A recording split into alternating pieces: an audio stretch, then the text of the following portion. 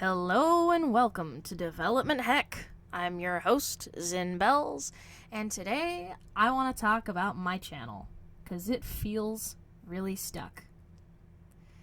I love high-quality puppet shows, like Bear in the Big Blue House and The Curious Creations of Christine McConnell. I think good puppeteering is a very underrated skill, both in the construction of the characters and the acting that goes into them. I also love the set designs on puppet shows. They are fascinating, and puppets in general are just really neat. I love aesthetic lifestyle channels like Pixie Locks and Kelly Eden. It makes me so happy to see people doing fun, creative projects like making clothes, painting, cooking, and creating fascinating living spaces. I love watching room, desk, and closet tours. I love listening to people explain why they make the aesthetic choices they make, and I love hearing the stories of interesting objects in somebody's collection. Interior design and lifestyle channels just get me so jazzed. I also love Pocari Roo and all the fun things that Blue Roo can do. What is a fursuit but a combination of a mascot and puppeteering? What is a fursuiter but kind of a lifestyle vlogger? I love seeing what fursuiters do with their performances, as well as their channels. I love listening to their stories, watching them unbox and read fan mail, and I love the excitement surrounding conventions and different events. It's fun, it's adorable, and it brightens my day. I've been trying for years to make a furry YouTube channel that incorporates all my favorite elements of everything I just listed, and my own spin on it. This is my fursona, Zalua. In the simplest terms possible, he's a disco fruit bat.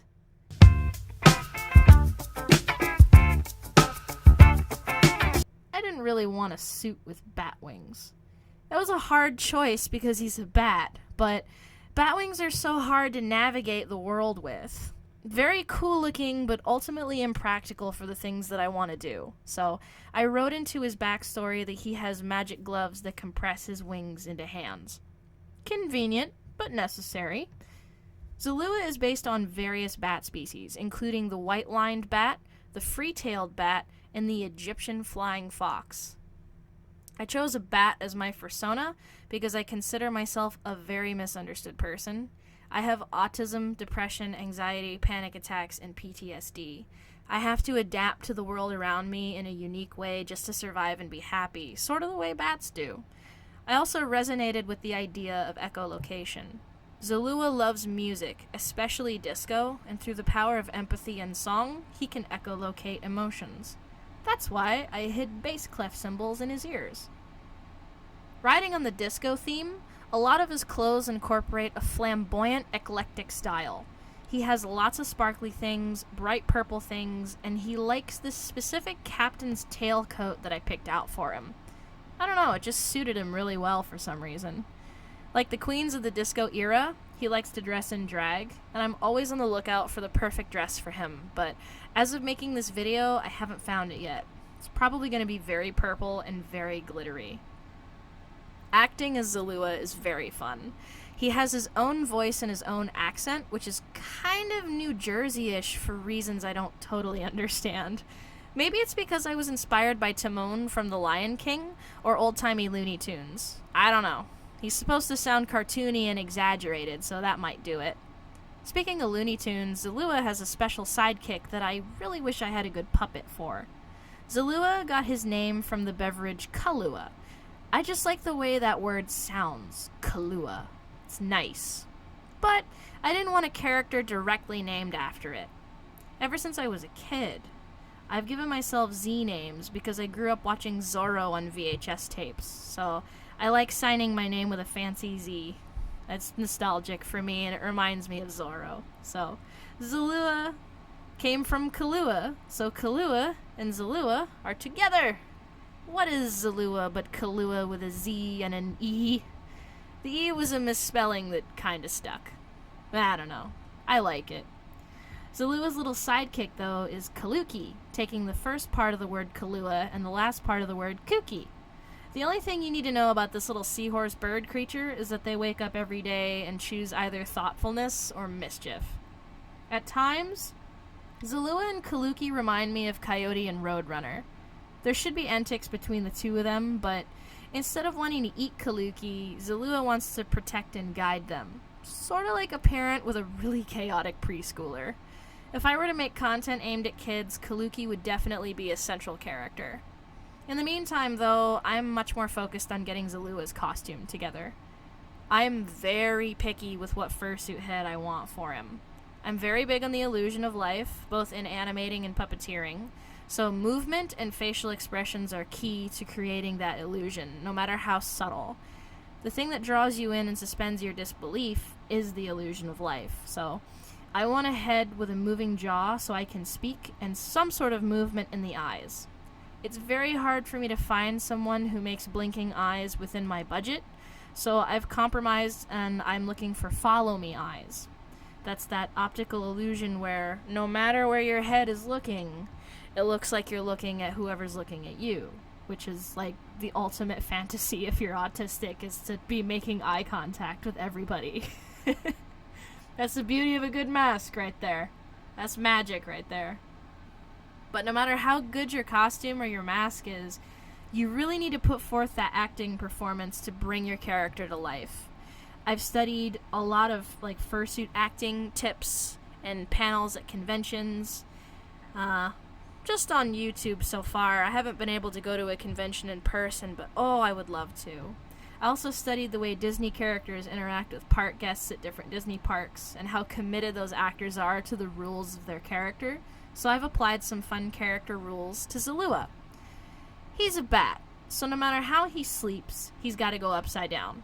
Like, if he's in bed, his feet go up to the headboard. I thought that would be cute and fun. Bats like to eat fruit and bugs, so he'll be a foodie about those things. His movements have to be pretty big. You know, you always have to exaggerate things when you're in a fursuit. I also like the idea of him talking with his hands because he's so used to flying and gesticulating in midair because he's a bat. A lot of jazz hands. And of course, he loves Halloween. Making this channel has been a goal of mine since 2012, and despite a lot of obstacles, I still haven't given up. I've had to deal with changing where I live, and ups and downs in my personal life, mostly downs. I'm hoping things are going to look up for me now. And, fursuit obtainment difficulties.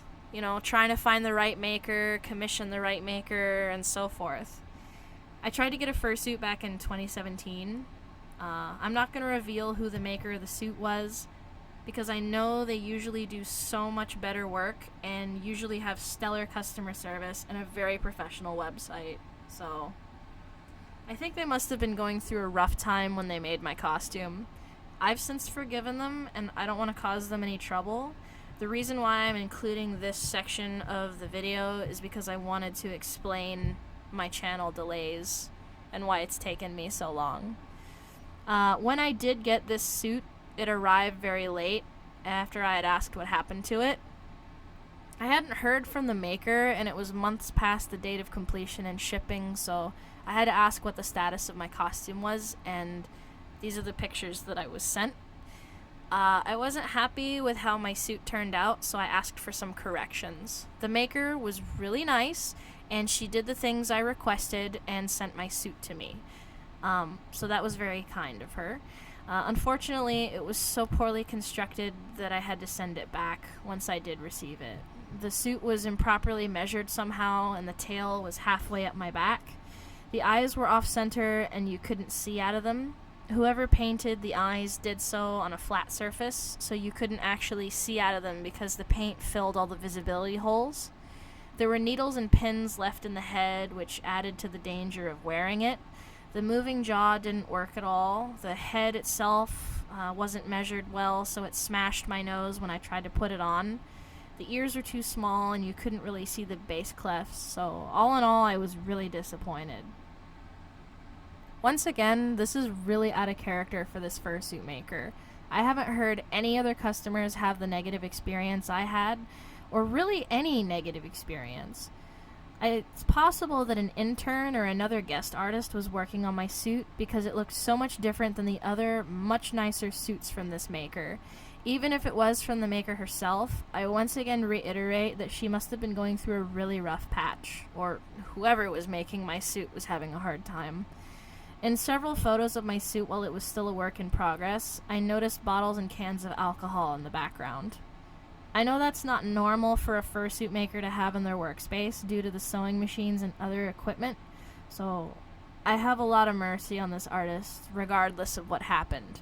I may have had a bad or unlucky experience with them, but honestly, I just want them to be okay. They do make good suits, and I want them to thrive. I saved up more money, though, and I'm on the waiting list to get a Zalua partial from a different maker. I've decided Zalua is going to be a partial both for money concerns and wardrobe. It's probably going to take several more years before this costume is completed because there are at least 10 other people ahead of me in the queue, so I may get another partial from another maker in the meantime just so I can start on videos and get some practice in. It all depends on money. As for the set, I've moved houses 3 or 4 times since I started this journey. Finding a good recording space for both the visual and sound elements of videos is really challenging in the places I've been. I'm doing experiments that I don't post online yet, just looking for something I think is good enough. It's not been easy, but eventually through trial and error, I think I'll get there. I'm looking forward to moving houses again, because I'd like more control over the decor so I can use indoor spaces for visually interesting videos. Whether I've been with parents or roommates, I haven't really had the freedom I need to indulge in interior design. That's something I really want to do as part of this project so Zalua has a more immersive world around him. I just really dig interesting and unusual interiors, such as, Pixie Lock's channel and Kelly Eden's channel where they show their kawaii pastel houses. They're just very, very cool. I might not do a pastel house. I might do a different aesthetic. Maybe I'll do something that's more medieval or fantasy or Halloween or something else entirely. I'm still even finding my voice, aesthetically, I guess you could say. I'm excited about it, though. It's not all about looks, though. Another entertainer I admire very highly is Mr. Rogers. I wish Zalua could be a bit like him, as far as giving solid life advice and bestowing confidence and comfort on his viewers. As an autistic person who suffers from depression and anxiety, I would want to watch a channel that makes me feel more secure in the world. Or at least distracts me from, the things that really bother me. I'm hoping Zalua can do that for people. In his own way, though, I think Zalua swears too much to be exactly congruent with Mr. Rogers. But the intention to help and console is still there.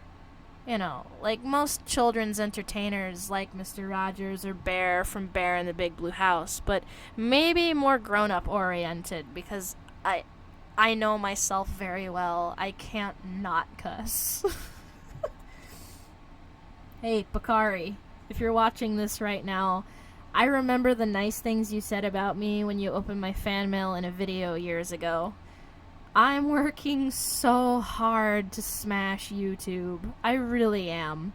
I wish I could go faster, but this is as fast as I can go, and I'm learning to be okay with that.